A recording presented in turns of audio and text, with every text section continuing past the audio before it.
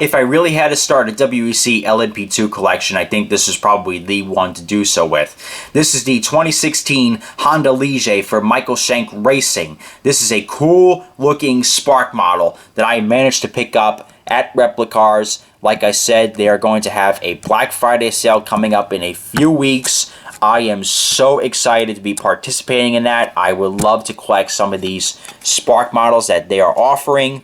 And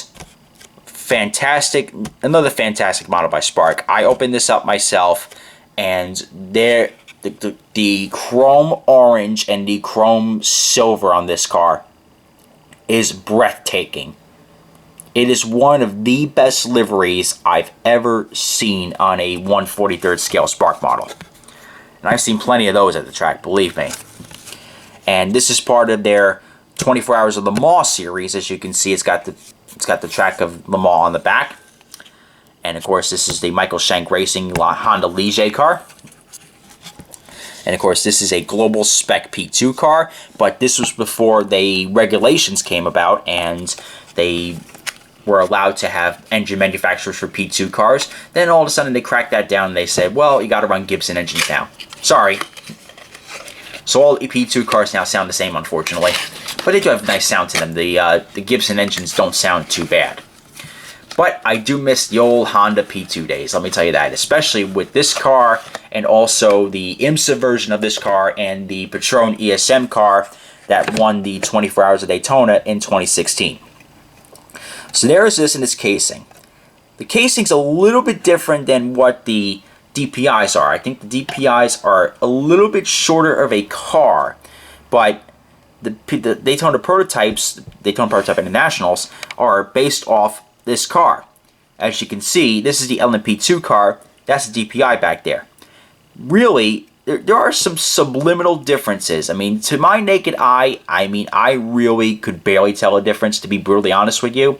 But, you know, the brutal honesty is, you know, these are global spec cars. These cars can compete in IMSA. They can compete in the ELM, European Le Mans Series, Asian Le Mans Series. They can compete over in WEC. They can compete at Le Mans. They can compete at Daytona.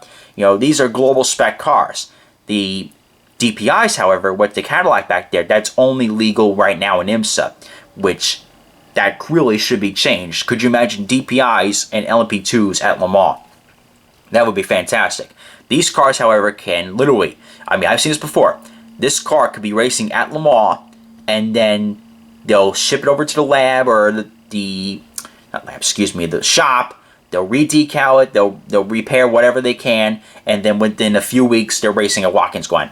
That's why you had the Porsche 911s have the Le Mans livery. That's why the Fords had the Le Mans livery. They didn't have time to repaint the cars. They literally took them from France over to Watkins Glen. In fact, last year, some of them didn't even remove their WEC logos until right the morning before practice. So, there you go. They take the cars from Le Mans, and they can compete over at Watkins Glen. They compete over at Lime Rock. That's basically what GTLM means. It's GT Le Mans. So you can literally, they can be legal at Le Mans. They're legal in IMSA. But DPIs, however, they are not. They cannot race them over at Le Mans yet. Hence, I said the word yet. But one day, maybe we'll see them. But overall, this P2 car is beautiful. I mean, us IMSA fans now, with the LMP2 class split, we kind of tend to undervalue these LMP2 cars. And it took me until just recently, like until I bought this model, and when I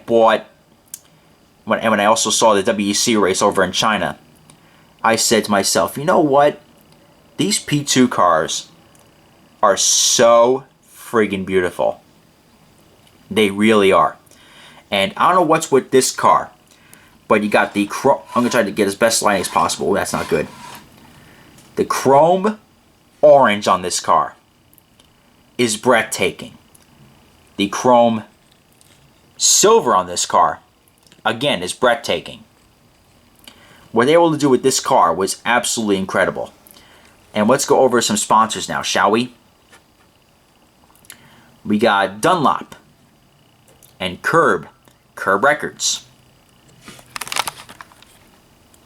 You got 49 And of course, it was part of the 24 Hours of Le Mans. It's got the American flag, and it's got the P2 logo, because this was a LMP2 car, and this was badged by Honda. Of course, again, this was before the regulations kicked in that you had to run Gibson engines. So engine manufacturers competed with these P2 cars. You got Apex, 24 Hours of Le Mans. It's got, I believe it's got the date on there. I cannot read that. I think that says the date on there, 24 Hours of Le Mans. Rock Fork Company. Where the hell that is underneath that? Zach. Curb Records. P2 is kind of hidden here. I kind of like that. That's pretty cool. On a global spec P2 car, you think they'd be more displayed over here. But then again, you got the beautiful star here. And also, you notice the 3 lights here.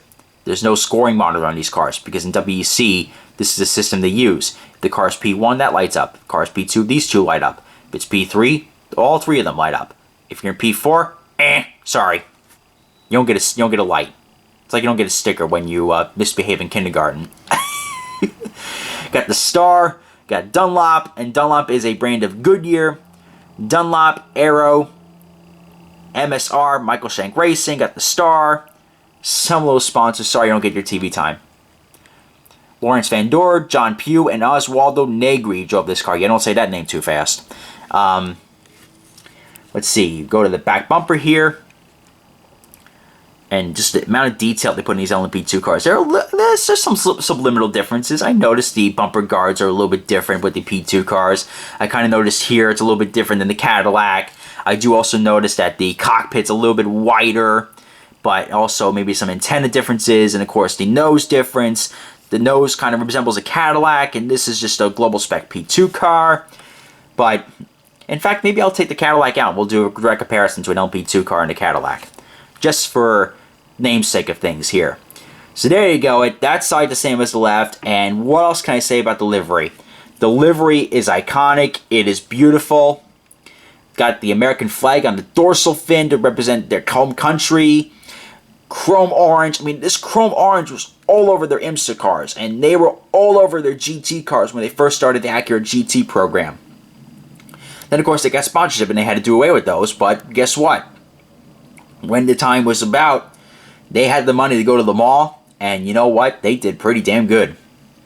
So let's proceed to show you the chrome here.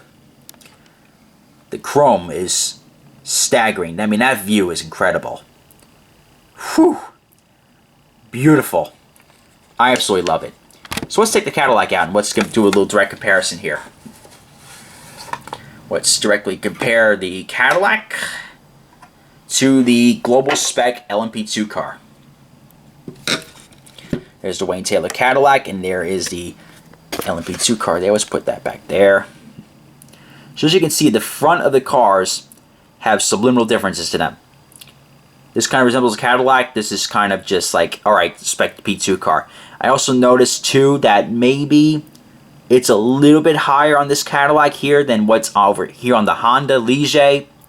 The cockpit itself kind of stays the same. The tub is very similar. I'll admit that.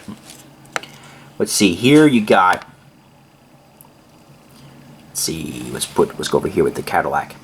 I do notice that by where the cockpit is, this is a little bit different than what's over here with this car. Dorsal fin remains the same. And of course, you got the back bumpers on these cars. They are completely different. It's more squared off on the Wayne Taylor Cadillac. Got a nice little air flick here with the LMP2 cars. I just noticed this. The back of the cars here got a little bit of an air flick. Kind of distributes the airflow a little bit. The Cadillac does not seem to have that. No, I do not think so. Well, actually, I think it does. Huh. Son of a gun, it does. Very similar. You can definitely tell that the DPIs were based off the global spec P2 car. Let's see, put that back there and get this P2 car back on display. There you go. What else can I say about it except for the fact that